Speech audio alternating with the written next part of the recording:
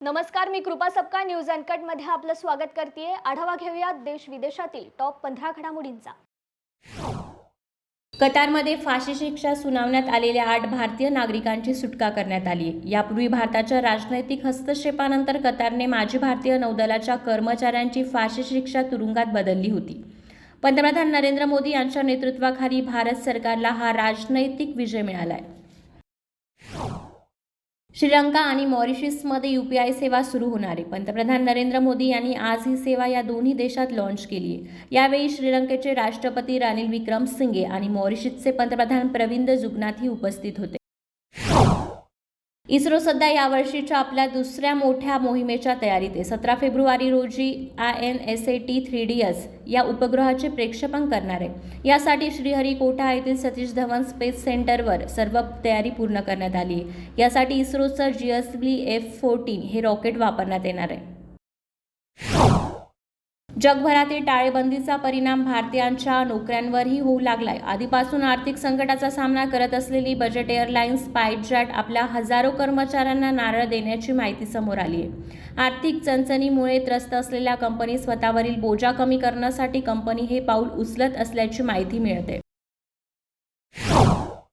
नेदरलँडचे माजी डेमोक्रेट पंतप्रधान राईस व्हॅन अगट यांनी त्यांच्या पत्नीसह मृत्यूला कवटाळले।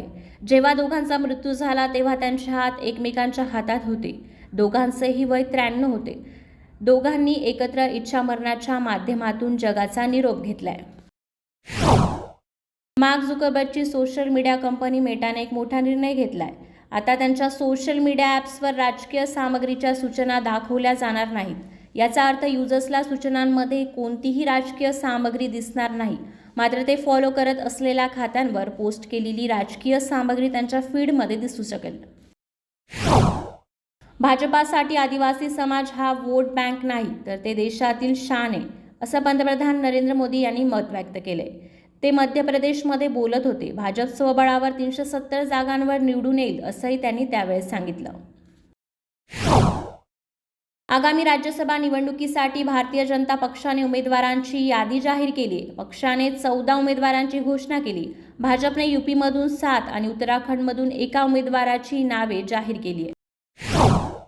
वंदे भारत ट्रेनला भारतात प्रचंड चांगला प्रतिसाद मिळतोय, त्यामुळेच आता ट्रेनबाबत मोठा निर्णय घेण्यात आलाय। येत्या काही वर्षात वंदे भारत ट्रेनची निर्यात केली जाणार आहे। ही घोषणा केंद्रीय रेल्वे मंत्री अश्विनी वैष्णव यांनी केली आहे। म्हणजेच भारतानंतर आता परदेशातही वंदे भारत ट्रेन धावणार आहे। फलिस्तानमध्ये अल जजीराचा एक पत्रकार हमासचा सिनियर कमांडर आहे आणि तो हमासकडून युद्धात सहभागी झालाय, असा दावा इस्रायली डिफेन्स फोर्सने केलाय। ज्या पत्रकारावर आरोप करण्यात आला आहे तो पत्रकाराचं नाव मोहम्मद वाहशा असं आहे। पंजाब, उत्तर प्रदेश, हरियाणा राज्यातील शेतकऱ्यांनी पुन्हा दिल्लीकडे प्रयाण केले। शेतकऱ्यांची दिल्लीत 13 फेब्रुवारी रोजी मोर्चा आयोजित केली आहे। शेतकऱ्यांकडून किमान आधारभूत किमतीच्या गॅरंटीसह हा मोर्चा आयोजित करण्यात आलाय। शेतकऱ्यांनी 2021 मध्ये शेतमालाच्या किमान आधारभूत किमतीच्या हमीच्या अटीवर दिल्लीच्या सीमेवरील शेतकरी आंदोलन मागे घेतलेलं। भारत आणि इंग्लंड यांच्यातील तिसरा कसोटी सामना राजकोटच्या सौराष्ट्र क्रिकेट असोसिएशन स्टेडियमवर होणार आहे। 5 सामन्यातील कसोटी मालिका सध्या 1-1 अशी बरोबरी आहे। त्यामुळे दोन्ही संघांसाठी राजकोट कसोटी सामना महत्त्वाचा ठरणार आहे। राजकोटच्या मैदानावर 5 वर्षांनंतर कसोटी सामना खेळला जाणार आहे।